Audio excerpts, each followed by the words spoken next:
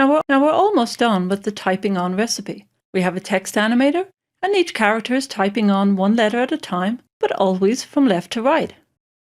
Now there's a very easy way to randomize the order.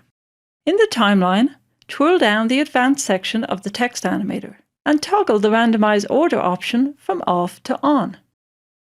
Now when I run preview, the characters continue to animate using the same timing, but the characters are appearing in a random order.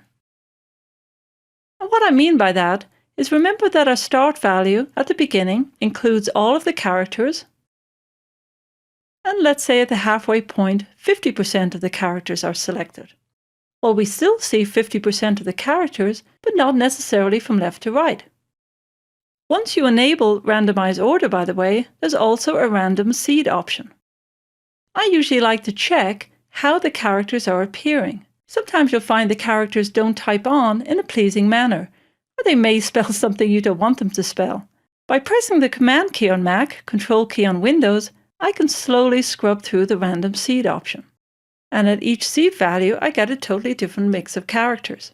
Like for instance here, too many of the characters are clumped together in the center. So I wouldn't like that option. I usually like the first character to appear early on, but I may not want to give away the punchline. So I'll keep exploring.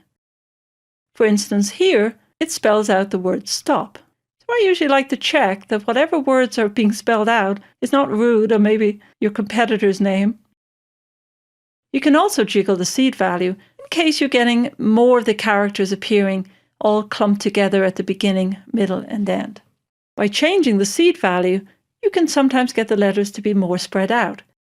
So if it's important to you that you have some say in how letters type on, play around with the random seed option.